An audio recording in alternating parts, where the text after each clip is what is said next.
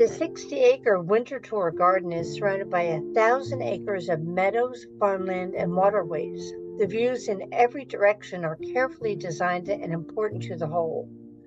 The most formally landscaped and garden areas at Winterthur are those closest to the house. The museum is there for anybody who might like to gain an appreciation of early American antiques, of which I am not. When I go to the garden, I'm about being in the garden. The thing that pulled me back to the garden was when I was there last summer, they said that there were 50 million bulbs in spring.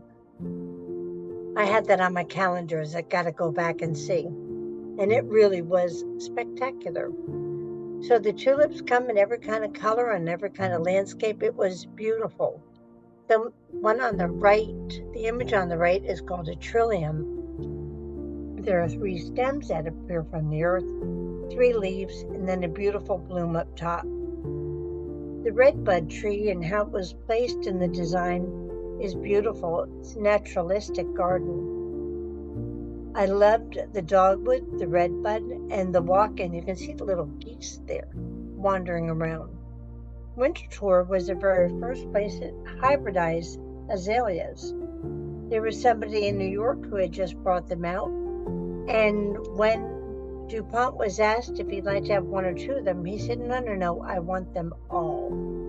It was the first place where they were actually hybridized. Just beautiful.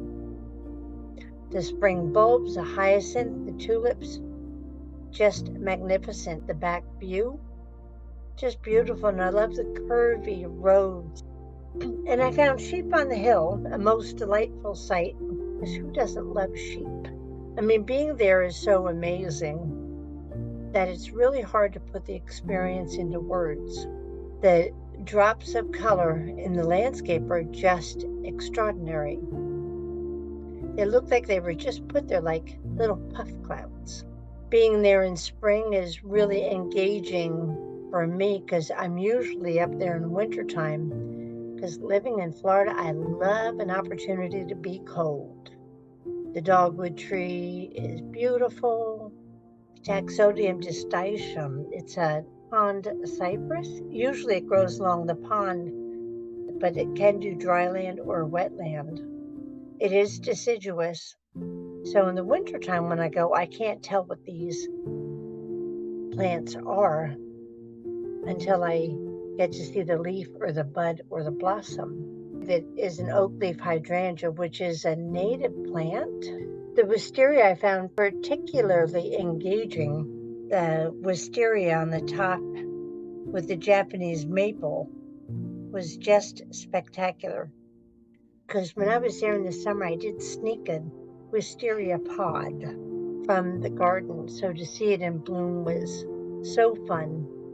And it was really fun because I had the pod sitting on my trunk in Florida. And I would write about what it would be like when the pod comes alive and the seed gives forth to new life in its next presence. And imagine my surprise when I came out one morning and the pod had popped and the seeds were all over. It was kind of a fun experience. I love walking through the walkway and just meandering upon the path and seeing what's new and in bloom around every corner. And nothing in nature is a straight line. They're all curves, gentle curves. Thank you for visiting Winterthur Garden with me.